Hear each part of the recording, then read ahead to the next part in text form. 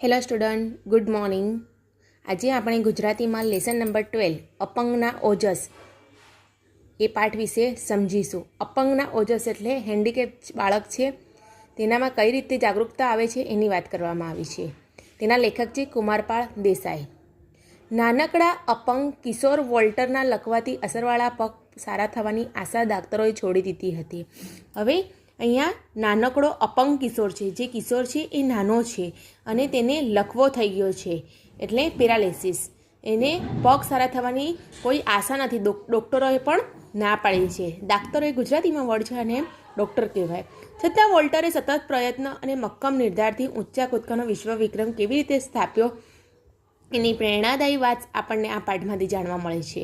એટલે વોલ્ટર એના પ્રયત્ન કરતો રહ્યો, તે મનથી મક્કમ થઈ ગયો હતો અને ઊંચા કૂદકાને વિશ્વ વિક્રમ સ્થાપવાનો તેને મનોમન નિર્ણય કરી લીધો હતો. અને આ પ્રેરણાદાયી એટલે એનામાંથી કંઈ શીખવા મળે એવી વાત આ પાઠમાં ઉદ્દેશ કરવામાં આવી છે. હવે આપણે એના મિનિંગ જોઈશું. ઓજસ માણસના વિશેષ કે ખાસ ગુણ, બળ, પ્રતિભા, તેજ. ઓકે, ઓજસ કોને કહેવાય? ગુણ, બળ, પ્રતિભા, તેજ. નિષ્ક્રિય ક્રિયારહિત, ક્રિયા ન કરતું હોય તેવું. નિર્ધાર અગાઉથી ધારેલું નિર્ણય. કેલિપર્સ લકવાના દર્દીઓ આધાર માટે પહેરવું પડતું સાધન. એટલે પગમાં જે લકવો થઈ ગયો અને એને કેવું સ્ટેન્ડ જેવું મૂકવામાં આવે ને તેને કેલિપર્સ કહેવાય. પારંગત હોશિયાર, પ્રવીણ. ઓલિમ્પિક એટલે દર 4 વર્ષે યોજાતો વિશ્વ રમોત્સવ. ઓલિમ્પિક એટલે દર 4 વર્ષે યોજાય એ. વિક્રમ એટલે કોઈ પણ સ્પર્ધામાં ક્ષેત્રમાં નોંધાયેલી મહત્ત્વની સિદ્ધિ. એટલે વિક્રમ એટલે કોઈ પણ જે કોમ્પિટિશન થઈ હોય તેમાં સિદ્ધિ હાંસલ કરવી તે. પુરુષાર્થ ઉદ્યમ, મહેનત. ઓકે, હવે રૂઢિપ્રયોગ. મોંમાં આંગળા નાખવા એટલે ખૂબ આશ્ચર્ય પામવું. હવે આપણે લેસન જોઈશું.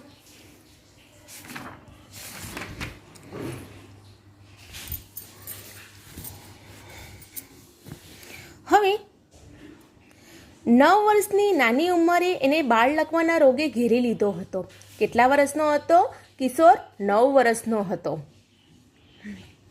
લકવાના રોગનો હુમલો એવો તો થયો હતો કે એના શરીરને એકેય સ્નાયુ જાતે હલાવી ચલાવી શકતો ન હતો. સ્નાયુ પરનો તેને કાબુ ચાલ્યો ગયો હતો. હાથ પગ કામ કરતા બંધ થઈ ગયા હતા. એણે પોતાના સ્નાયુઓને ફરી જીવંત કરવા ભારે પુરુષાર્થ આદર્યો. એ સતત મહેનત કરે, કસરત કરે. એણે પાણીમાં કસરત કરવાની પણ શરૂઆત કરી. એમાં વારંવાર થાકી જાય, ક્યારેક પડી જાય, પણ હાર ખાવાની વાત નહીં. હવે અહીંયા 9 વર્ષનો કિશોર છે. તેને બાળ લકવો એટલે પેરાલિસિસ થઈ ગયો છે. નાનપણથી જ તેને પેરાલિસિસ થઈ ગયો છે અને એ ડૉક્ટરોએ તેને એટલે જાતે કશું કામ કરી શકતો ન હતો. એના પોતાના હાથ પગ તે ચલાવી શકતો ન હતો અને તે એના અંદરના જે સ્નાયુઓ હતો એના પરનો બી કાબુ જતો રહ્યો હતો. હાથ પગ બિલકુલ કામ કરતા ન હતા અને એ સ્નાયુઓને ફરી જીવંત કરવા તે શું કરતો? મહેનત કરતો હતો. કઈ મહેનત કરતો હતો? કસરત કરવાની, પાણીમાં કસરત કરવાની. તેમ છતાં તે વારંવાર હારી જતો હતો અને થાકી જતો હતો, પણ તે ક્યારેય પણ પડી પણ જતો હતો, પણ તેને હાર માની નહીં. ધીરે ધીરે લકવાને ઘેરી અસરમાંથી બહાર આવ્યો, પણ એના બંને પગ હજી નિષ્ક્રિય હતા. એટલે એ લકવામાંથી ધીરે ધીરે બહાર આવે છે, પણ એ હજુ નિષ્ક્રિય હતો. એટલે થોડું એના જે વધારે પડતા કામ કરવા જોઈએ હાથ પગ તે કરતા નહોતા. હજુ પૂરતા એને બરાબર થયું ન હતું. ઉછળવા, કૂદવા અને રમવાની આ ઉંમરમાં એ આપમેળે ઊભો રહી શકતો નથી. ડૉક્ટરોએ વધુ સુધારાની આશા છોડી દીધી હતી. એમણે કહ્યું કે બાળક કદીએ જાતે પગ હલાવી ચલાવી શકશે નહીં. લાકડાની ઘોડી કે વ્હીલચેર, પૈડાવાળી ખુરશીને સહારે જિંદગીભર ચલાવવું પડશે. એ ધીરે ધીરે એને લકવામાંથી ધીરે ધીરે બહાર આવે છે અને તેને ઉછળવા, કૂદવાની અને રમવાની આ ઉંમરમાં તે આપમેળે ઊભો રહી શકતો નથી. એટલે મનમાં હવે આટલા નાના ઉંમરે એટલે આપણાને બી કેવી ઉછળવાની, કૂદવાની એવી એ હોય ઈચ્છા. એવી રીતે એને પણ એવી ઘણી બધી અપેક્ષાઓ હતી, પણ તે કરી શકતો ન હતો. એ પોતે આપમેળે ઊભો પણ નહોતો રહી શકતો હતો અને તેમને ડૉક્ટરોએ આશા છોડી દીધી હતી. અને ડૉક્ટરો કહે છે કે આ બાળક કદીએ જાતે પગ હલાવી ચલાવી શકશે નહીં અને એ લાકડાની ઘોડી, વ્હીલચેરના દ્વારા જ તે કામ કરી શકે ને જિંદગીભર વ્હીલચેરના આશરે જ જીવવું પડશે. આ છોકરો નિરાશ ન થયો. એના અંતરોમાં ઊંડે ઊંડે એક આશા ચમકતી હતી. એટલે ભલે ડૉક્ટરોએ બધાએ આશા છોડી દીધી હતી, પણ તેને મનોમન મક્કમ હતો અને તેને એનામાં ઊંડામાં ઊંડી એક આશા ચમકતી હતી. એણે પોતાનું નિશ્ચેતન પગ પર હળવેથી ટપલી મારી અને બોલ્યો. હવે જે અપંગ કિશોર છે તેના પગ પર ટપલી મારે છે ધીમેથી અને કહે છે, મારા શાંત મૂંગા દોસ્તો, એ વિશ્વાસ રાખજો કે એક દિવસ ચાલી શકશો, દોડી શકશો, જાતના કૂદકાએ લગાવી શકશો. અરે આકાશમાં આંબી જઈએ એવા ઊંચામાં ઊંચા કૂદકા પણ મારી શકશો. હવે આ જે તેના મૂંગા દોસ્તો કોને કહે છે? પોતાના પગને. અને તેમને આશા જગાડે છે, તેમનામાં ચેતન કરવાની એ કરે છે કે તમે વિશ્વાસ રાખજો, આપણે એક દિવસ ચાલી શકશું, દોડી શકશું અને કૂદકાઈ લગાવીશું એવું કહે છે. અને એક દિવસ આપણે આકાશમાં ઊંચે આંબી જઈશું એવી આશા છે. પણ મારા મિત્રો,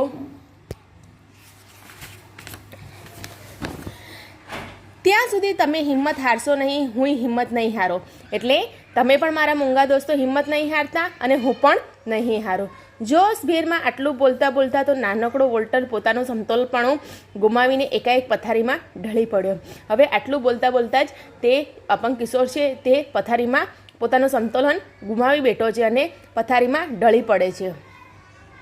વોલ્ટરની આ વાતચીત સાંભળીને એની માતા દોડીને આવીને પેલા પૂછ્યું, બેટા તું કોની સાથે વાત કરતો હતો? એટલે વોલ્ટરને પૂછે છે એની મમ્મી કે તું કોની સાથે વાત કરતો હતો? પછી કહે છે વોલ્ટર, મેં મારા પગ સાથે. પગ સાથે? પગ તો કંઈ સાંભળતા હશે? હા માં, મારા પગ ભલે ચાલે નહીં પણ સાંભળે તો ખરા ને. એટલે જે પેલો છોકરો કહે છે કે ભલે હું એ મારા પગ સાથે વાતો કરજો, ભલે ચાલતા નથી પણ એ સાંભળે તો ખરા. એમ તો એને કશું કહ્યું? માતાએ આતુરતાથી પૂછ્યું. એટલે મમ્મીને પૂછ્યું, એમ તો તે કેવી રીતે વાત કરી એની જોડે? વોલ્ટરે કહ્યું, માં, મેં એને કહ્યું કે તમે મૂંઝાશો નહીં, ગભરાશો નહીં, સહેજે હિંમત હારશો નહીં. આજ ભલે તમે ચાલી શકતા ન હો પણ એક દિવસ આપણે જરૂર ઊંચામાં ઊંચા કૂદકા લગાવી શકશું. એટલે તેના પગને એમ કહે છે આપણે ચિંતા નહીં કરવાની, એમ કે આપણે હિંમત નથી હારવાની એમ કે છે. એ પોતામાં બી એટલો હિંમત નથી હારતો અને એના પગને પણ એવી રીતે સમજાય કે આપણે હિંમત નથી હારવાની. શાબાશ બેટા શાબાશ, તું જરૂર કૂદકા લગાવી શકીશ, તું જરૂર સૌથી માફક દોડી શકીશ. જો તું હિંમત નહીં હારે તો તું જે ધારીશ તે કરી શકીશ. એટલે તેના મમ્મી કહે છે, શાબાશ બેટા શાબાશ, અને તું જેવી રીતે કહે છે એવી રીતે જ તું કરી શકીશ અને તું જે ધારીશ એ થશે. વોલ્ટરની માતા પોતાના અપંગ બનેલા પુત્રની હિંમતને બરાબર જગાડતી રહેતી, પોતાના પુત્રમાં સહેજે નિરાશા ન આવે તે માટે સતત પ્રોત્સાહન કરતી અને દિલમાં શ્રદ્ધા રાખવાનું કહેતી. સાથોસાથ પગ પર માલિશ અને દાક્તરીના સારવારના બીજા ઉપચારો તો કર્યા જ કરતી. એટલે વોલ્ટરને એની મમ્મી બહુ સપોર્ટ કરતી હતી અને એના અપંગ બનેલા પુત્રને હિંમત આપતી હતી. તેનામાં જે હિંમત હતી તે જગાડતી રહેતી હતી અને નિરાશા ન આવે તે માટે પ્રોત્સાહન આપ્યા કરતી હતી અને દિલમાં શ્રદ્ધા રાખવાનું કહેતી હતી. અને તો પણ તે હાથોહાથ દાક્તરીની માલિશ પણ કરતી રહેતી હતી. એકવાર વોલ્ટરના બોમાન્ટ નગરમાં ઊંચા કૂદકાની એક હરીફાઈ ગોઠવાય. હવે વોલ્ટર જ્યાં રહે છે ત્યાંના બોમાન્ટ નગરમાં એક ઊંચા કૂદકાની એક હરીફાઈ ગોઠવાય. નાનકડા વોલ્ટરને એમાં આ હરીફાઈ જોવાનું મન થયું. લાકડાની ઘોડીના સહારે મેદાન પર ગયો. હવે વોલ્ટર ક્યાં જાય છે? બોમાન્ટ શહેરમાં ઊંચા કૂદકાની એક કોમ્પિટિશન થાય છે ત્યાં જાય છે અને તે કોના સહારે જાય છે? લાકડીના ઘોડીના સહારે તે મેદાનમાં પહોંચે છે. મેદાનમાં ચારે બાજુ છોકરાઓ ઘૂમતા હતા. જુદી જુદી જગ્યાએ જુદા જુદા પ્રકારની હરીફાઈઓ ચાલતી હતી. ક્યાંક ખેલાડીઓ દોડમ ભાગ લઈ રહ્યા હતા, ક્યાંક ઊંચા કૂદકાની રમત ચાલતી હતી તો ક્યાંક વાંસ કૂદકાની રમત રમાતી હતી. વોલ્ટર ઊંચા કૂદકાના વિભાગમાં જઈને બેઠો. હવે જ્યાં કોમ્પિટિશન ચાલતી હતી ત્યાં આગળ જઈને મેદાનમાં બધા છોકરાઓ ફરતા હતા અને હરીફાઈઓ ચાલતી હતી. કઈ કઈ દોડમાં ભાગ લઈ રહેતા, ઊંચા કૂદકાની, વાંસ કૂદકાની. એવી રીતે વોલ્ટર ઊંચા કૂદકાના વિભાગમાં જઈને બેસે છે. 2 લાકડીઓ પર એક વાંસ મૂકવામાં આવ્યો હતો. ખેલાડી દોડીને આવતો, વાંસની નજીક આવીએ પગની ઠેક લગાવતો અને હવામાં તરતો હેમ વાંસળીને ઓળંગી જતો. વોલ્ટર રસપૂર્વક હરીફાઈ જોઈ રહ્યો હતો. એને થયું, લાવ હું પણ કૂદકો લગાવ. પણ પોતાના જે હાલી ચાલી ન શકતા પગ પર એની નજર પડી. બાજુમાં પડેલા લાકડાની ઘોડી એણે જોઈને એ નિરાશ થયો. હવે જે લાકડા કેવી રીતે ઊંચા કૂદકાની હરીફાઈ હતી તે હું તમને પિક્ચર્સમાં બતાવું. આવી રીતે 2 લાકડીઓ આજુબાજુ ગોઠવી છે, એની વચ્ચે આવી ક્રોસમાં લાકડી ગોઠવવામાં છે અને અહીંયા જ્યારે દોડીને આવવાનું હોય છે અને દોડીને જ્યારે આપણા જે સ્ટેન્ડ દેખાય છે એની પર એક પગની ઠેક લગાવી અને એને કૂદવાનું હોય છે. એટલે આ વાંસની ઊંચા કૂદકાની હરીફાઈ છે. અને આ બધું જોવે છે અને વાંસને ઉંગળી જાય છે અને આ હરીફાઈ તે રસપૂર્વક જોતો હતો અને એને મનમાં થયું કે હું પણ કૂદકો લગાવ. પણ પોતાના આ હાલી ચાલી ન શકતા પગ પર એની નજર પડે છે અને લીલી લાકડીના ગોળીના પર પણ નજર જોઈને તે નિરાશ થાય છે. જ્યાં જાતે ચલાતું નથી ત્યાં વળી આવો અને આટલો ઊંચો કૂદકો મારવાની વાત કેવી? પણ ત્યાં તો એની માતાના શબ્દો યાદ આવે, જો તું હિંમત નહીં હારે તો તું તે જ્યારે ધારીશ તે કરી શકીશ. એટલે તે હવે એની મમ્મીએ જે શબ્દ કહ્યા હતા તે તેને યાદ આવે છે અને વોલ્ટર આનંદથી રમત જોવા લાગ્યો. એવામાં એક છોકરાએ કમાલ કરી, એણે સૌથી ઊંચો કૂદકો લગાવ્યો, અગાઉનો વિશ્વ વિક્રમ તોડી નાખ્યો. તાળીઓના ગડગડાટથી સૌએ એને વધાવી લીધો. એ વિજેતાનું ઇનામ મેળવી ગયો. વોલ્ટર પણ બેઠો બેઠો જોશભેર તાળીઓ પાડતો હતો. ઇનામ મેળવીને પાછા ફરતા છોકરાને એણે જોયો. એ બરાબર એની જેટલી જ ઉંમરનો હતો. હવે જે છોકરાએ વિશ્વ વિક્રમ સ્થાપ્યો હતો તે સૌથી ઊંચો કૂદકો લગાવ્યો હતો, તેનાથી લોકોએ તાળીઓ પાડીને એને વધાવી લીધો અને વોલ્ટર પણ ખુશ થઈ ગયો. એ પણ તાળીઓ પાડતો હતો અને ઇનામ મેળવી. અને જે છોકરો હતો તે કોના ઉંમરનો હતો? વોલ્ટરના ઉંમરનો જ હતો. વોલ્ટરને થયું, હું પણ એક દિવસ ચાલીશ, પછી કૂદકા લગાવીશ. એક દિવસ એવોય આવશે કે હું આ પગથી દુનિયાભરમાં ઊંચામાં ઊંચા કૂદકા લગાવીશ. અરે હું તો વિશ્વ વિક્રમ સ્થાપીશ. હવે મનોમને નિર્ણય કરી લે છે કે હું પણ એક દિવસ આવો વિશ્વ વિક્રમ સ્થાપીશ. વોલ્ટર અપંગ હતો પણ એનો નિર્ધાર અડગ હતો. એનું તન અપંગ હતું પણ મન અડીખમ હતું. ભલે તે અપંગ હતો પણ એનો નિર્ધાર કેવો હતો? અડગ હતો. એટલે હું કરીને જ રહીશ. ભલે અપંગ હતો પણ તે અડીખમ રહેવાની વાત કરતો હતો. શરીર નિર્બળ હતું પણ તેનો સંકલ્પ ઘણો બળવાન હતો. એને હૈયામાં એક શ્રદ્ધા હતી, મારું શરીર આજે ભલે અપંગ હોય પણ એક દિવસ એવો આવશે કે વિશ્વનો કોઈ ખેલાડી મારી બરાબર કરી શકશે નહીં. તે મનમાં તેમ કે ભલે ગમે તેટલા મારી બરાબર તો કોઈ નહીં કરી શકે. મહેનત કરવામાં વોલ્ટરે કશું બાકી રાખ્યું નહીં. ડાક્ટરે નાનામાં નાની સૂચનાનો પૂરેપૂરો અમલ કરતો હતો. ધીરે ધીરે કમર સુધીનો કેલિપર્સ પહેરીને ચાલવાનો પ્રયત્ન કરવા લાગ્યો હતો. પછી એને કમરમાંથી પટ્ટો પણ કાઢી નાખ્યો. ડૉક્ટરે જે નાના નાના સૂચનો આપ્યા તે બરાબર ફોલો કરતો હતો અને તે કમર સુધીનો કેલિપર્સ પહેરીને હવે ચાલવાનો પ્રયત્ન કરતો હતો. કમરમાંથી પટ્ટો પણ કાઢી નાખ્યો હતો. ઢીંચણ પરનો પટ્ટો પણ કાઢી નાખ્યો. છેલ્લે તો પગના પંજા માટે જ કેલિપર્સનો ઉપયોગ કરવા પડ્યો. ધીરે ધીરે સ્નાયુઓ મજબૂત થતાં એ કસાનીએ સહાય વગર ચાલવા લાગ્યો. આમ કરવા છતાં ઘણીવાર એ પડી જતો પણ હિંમતભેર ફરી ઊભો થઈ જતો. ધીરે ધીરે વોલ્ટર બરાબર ચાલવા લાગ્યો. એની માતાએ રોપેલી સંતાર સાકાર બનવા માટે મનોબળના સહારે વોલ્ટરે એક અદ્ભુત સિદ્ધિ મેળવી. ખુદ ડાક્ટરો પણ મોંમાં આંગળા નાખી ગયા. પણ વોલ્ટરની ઈચ્છા હજી અધૂરી હતી. એની ઈચ્છા તો ઊંચા કૂદકાની સ્પર્ધામાં વિશ્વ વિજેતા બનવાની હતી. હવે જે વોલ્ટર છે અપંગ, એ ધીરે ધીરે એના મનમાં આશા જાગે છે અને ધીરે ધીરે તે કમરથી પછી પગમાં ધીરે ધીરે બધા જ કેલિપર્સ કાઢી નાખે છે અને તે જાતે ઊભો થવાનો પ્રયત્ન કર્યો છે. અને તો પણ તે ધીરે ધીરે તે કામ કરતો હતો અને તેની મમ્મીએ જે શ્રદ્ધા રાખી હતી અને પોતામાં જે ઊંડો ઊંડો વિશ્વાસ હતો તે મનોબળ થવા લાગ્યો હતો અને અદ્ભુત સિદ્ધિ મેળવી છે. ખુદ ડાક્ટરો પણ મોંમાં એટલે ડૉક્ટરો પણ વિચારમાં પડી ગયા કે વોલ્ટરની હજુ ઈચ્છા અધૂરી છે. એટલે ડૉક્ટરને એમ હતું કે હજુ આની પણ કંઈ વધારે ઈચ્છા છે. એટલે તે ઊંચા કૂદકાની એ વિચારે છે કે હું ઊંચા કૂદકાની સ્પર્ધામાં વિશ્વ વિજેતા બનું. એના શરીરમાં તાકાત આવતી ગઈ. સ્નાયુઓ ચેતનવંતા બનવા લાગ્યા. ધીમે ધીમે એ દોડવા લાગ્યા અને આખરે ઊંચા લગાવવા માંડ્યા અને ઊંચા કૂદકામાં પહેલાંમાં ધીમેથી દોડ શરૂ કરવાની.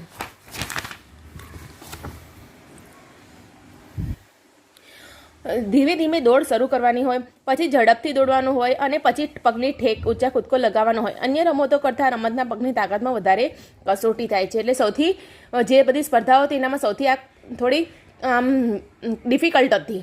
આ સ્પર્ધા કેવી હતી? ડિફિકલ્ટ હતી.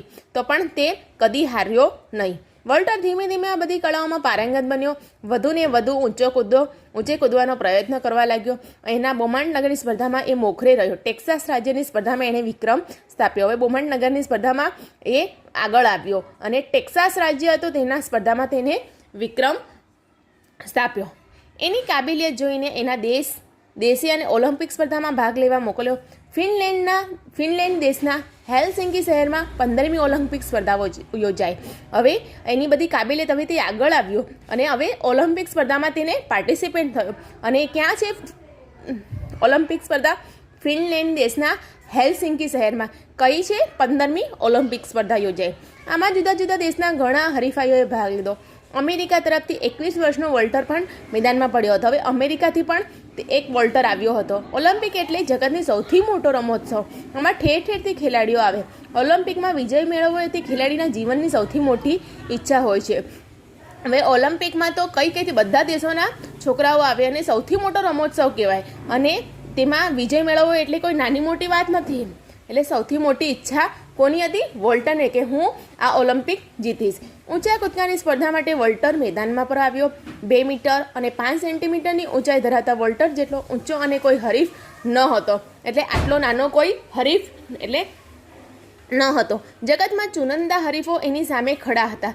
વોલ્ટરનો તો સિદ્ધાંત હતો કે કદીએ હતાશ થઈને કામ છોડવું નહીં. એટલે વોલ્ટર મનોમન તો એને મક્કમ થઈ જ ગયો હતો અને એનો સિદ્ધાંત હતો કે હું કદી હતાશ નહીં થઉં અને હતાશ થઈને હું આ જગ્યા નહીં છોડું. કામ પાર પાડીને જ અટકવું. વોલ્ટરે કસાય સાધનની સહાય વિના દોડીને ઊંચો કૂદકો લગાવે છે. પરિણામ જાહેર થયું. વોલ્ટર ડેવિસ પ્રથમ આવ્યો. હવે એને કૂદકો લગાવે અને વોલ્ટર ડેવિસ પ્રથમ આવે છે. એટલું તો ઠીક, પણ એને 2 મીટર અને 4 સેન્ટીમીટર જેટલો ઊંચો કૂદકો લગાવીને ઓલિમ્પિક સ્પર્ધામાં નવો વિક્રમ સ્થાપ્યો હતો. તે હવે ઓલિમ્પિકમાં તેને આટલી ઊંચાઈ એટલે 2 મીટર અને 4 સેન્ટીમીટર જેટલો ઊંચો કૂદકો લગાવ્યો અને વિક્રમ સ્થાપ્યો હતો. આ 15મી ઓલિમ્પિક સ્પર્ધામાં પહેલા જ દિવસે પ્રથમ ઓલિમ્પિક વિક્રમ સ્થાપનાર વોલ્ટર ડેવિસ બન્યો. એટલે 15મીમાં ઓલિમ્પિક સ્પર્ધામાં વોલ્ટર ડેવિસ બન્યો. એને સુવર્ણ ચંદ્રક મળ્યો. તાળીઓના ગડગડાટથી વાતાવરણ ભરાઈ ગયું. વોલ્ટરની સિદ્ધિ રમતની દુનિયામાં માન પામી. એનો પુરુષાર્થ લોકોના દિલમાં આદર પામ્યો. આ સિદ્ધિ પછી પણ વોલ્ટરે ડેવિસ આનાથી પણ ઊંચા કૂદકા લગાવવા લાગ્યો. એક બિનસત્તાવાર સ્પર્ધામાં તો એણે 2 મીટર અને 13.5 સેન્ટીમીટરનો ઊંચો કૂદકો લગાવ્યો હતો અને વોલ્ટરની જીવન અને રમતના મેદાનોમાં સાચો વિજેતા બન્યો. જે વોલ્ટર માટે ડૉક્ટરોએ કહ્યું હતું કે કદી પણ જાતે પોતાના પગ હલાવી ચલાવી શકશે નહીં, એ વોલ્ટર મન અને તનથી તાકાત જગતમાં ઊંચામાં ઊંચો કૂદકો લગાવનારો માનવી બન્યો. એણે બતાવ્યું કે અપંગ અથવા અશક્ત કે લાચાર કે અસહાય નથી. એ હિંમત ન હારે તો ધારે તે કરી શકે છે. હવે આ લેસનમાં શું છે કે હિંમતની વાત છે. તે ભલે તનથી એટલે શરીરથી અપંગ હતો, પણ મનથી કેવો હતો? મક્કમ હતો. એટલે મનમાં આપણે જે ધારીએ તે કરી શકીએ છીએ. એટલે આ પાઠ પરથી આપણને શીખ મળે છે કે આપણે મનમાં ધારેલું હોય તે કદી વ્યર્થ નથી જતું. આપણે એ સિદ્ધિ હાસિલ કરીને રહી છે. એટલે હંમેશા તનથી નહીં મનથી વિચારવાનું અને મનથી જ સિદ્ધિ હાંસલ થાય છે. Okay student, thank you.